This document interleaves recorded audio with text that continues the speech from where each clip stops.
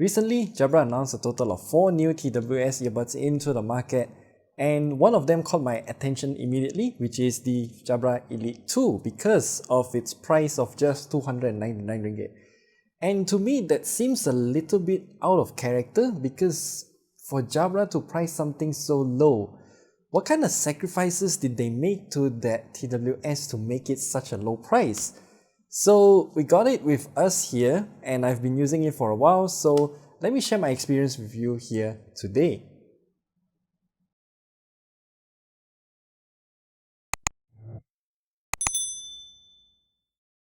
Okay, so first let's take a look at the box first, because the Jabra Elite 2 does come with the similar packaging design just like its other high-end premium brethrens.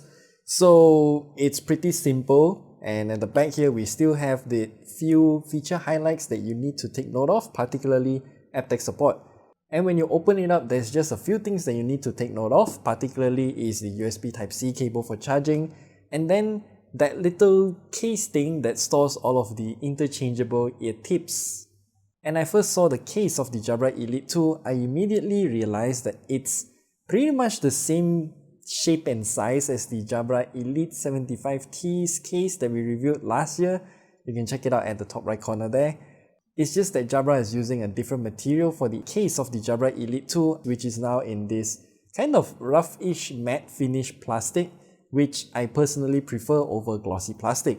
And one more upgrade that Jabra did is to move the indicator LED to the front of the case instead of the back, so that when you plug in the USB Type-C port at the back for charging, the LED in front lights up instead of at the back, which makes sense, it's easier to see right now.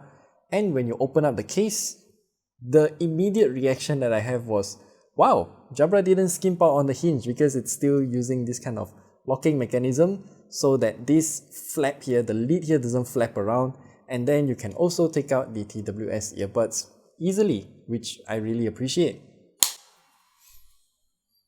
And taking a look at the earbuds themselves, I immediately realized that the shape of the part that it's in contact with your ears is pretty similar with the Jabra Elite 75T as well. And by taking a look at the packaging once again, the side here, they stated that Jabra has scanned over 72,000 unique ears to engineer this kind of level of comfort.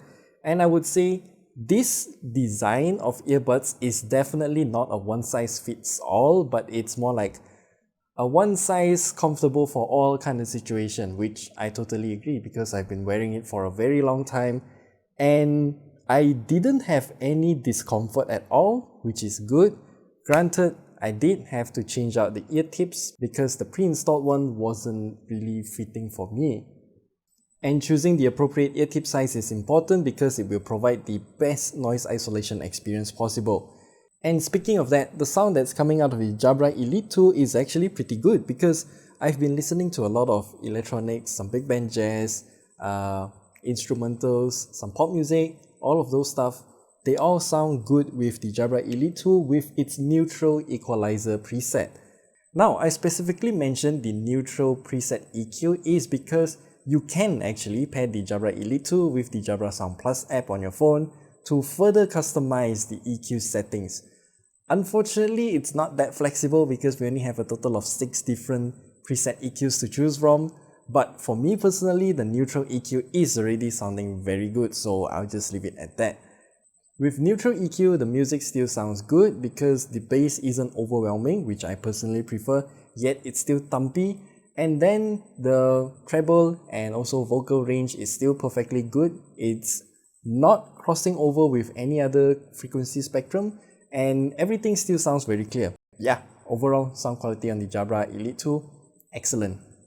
And then heading into the Jabra Sound Plus app, you can head into the interactive quick start guide and then you can see what all of these buttons actually do. Both the left and right side also has a button individually.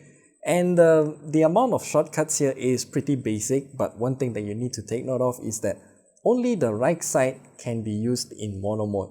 So you can leave the left side in the case and then you can take out only the right side to wear it in your ear and it still works. But there is one shortcut on the left earbud that you can customize. So as you can see here, double pressing on the left earbud will invoke your voice assistant, And if we head into this menu here, tap onto the gear button, you can actually customize it to use what kind of voice assistant. So by default, it will be using whatever's in your phone. So for me, I'm using the Samsung Galaxy S21 Ultra, so that's using Google Assistant. You can also configure it to use Amazon Alexa, which I did not since I'm not an Amazon Alexa user, but you can also change this button to be a Spotify button. So you can double press on the left side of the earbud and then music from Spotify will start playing, which again, it kind of depends on what kind of shortcut do you want it to be. And let's not forget about the microphone quality of the Jabra Elite 2 as well, which you can listen to it right here. This is the microphone sample of the Jabra Elite 2. It actually sounds pretty good. And lastly, we should talk about the battery life because the Jabra Elite 2 is able to last for about 7 to 8 hours with comfortable listening volume in a single charge. And this little case here is able to provide about 3 more additional charges. So you get around 28 hours in total depending on what kind of volume you're listening at. So I think that's perfectly fine. Now, for the price of just 299 ringgit, I am thoroughly impressed by what Jabra has to offer with the Elite 2. It's not perfect, the buttons on the earbuds kinda suck actually because you can see here that this top half of the earbuds is enclosing the entire button as well, which makes it very difficult to press because of its stiffness. But there's something minor that I can overlook because of its really low price with good sound, good microphone, and also a very good app that you can pair it with.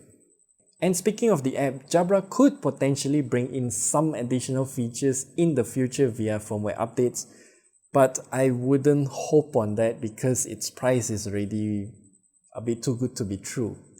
So yeah, that's it. That's all we have to share with you about the Jabra Elite 2. If you have any questions, leave them down in the comment section below. And remember to subscribe because the Jabra Elite 3's review is coming next. So yeah, we see you there. Goodbye.